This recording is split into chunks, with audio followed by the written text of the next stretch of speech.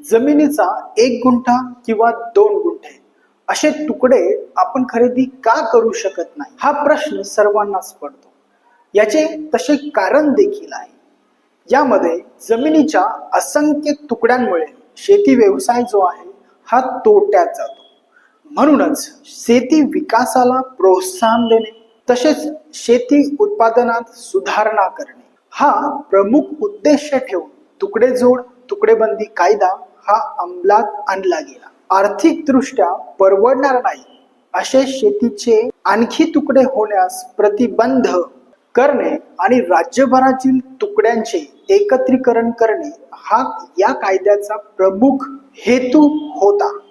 तुकडेजोड तुकडेबंदी अधिनियमाचे मूळ नाव हे मुंबई धारण जमिनीचे तुकडे पाडण्यास प्रतिबंध करण्याबाबत व त्याचे एकत्रीकरण करण्याबाबत अधिनियम 1947 असे होते. परंतु सन 2012 मध्ये महाराष्ट्र अधिनियम क्रमांक 24 अन्वये हे नाव बदलून महाराष्ट्र धारण जमिनीचे तुकडे पाडण्यास प्रतिबंध करण्याबाबत व त्याचे एकत्रीकरण करण्याबाबत अधिनियम 1947 असे करण्यात आले. आणि याच कायद्यानुसार महाराष्ट्रातील जे काही जिल्हे आहेत त्यामध्ये धारण जमिनीचे प्रमाणभूत क्षेत्र हे ठरवून दिलेले आहे.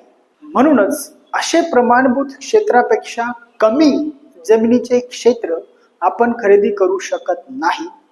त्यामुळेच 1 गुंठा किंवा 2 गुंठे हे जे काही क्षेत्र आहे जमिनीचे ते आपण खरेदी करू शकत नाही. ही बाब येथे लक्षात घ्या.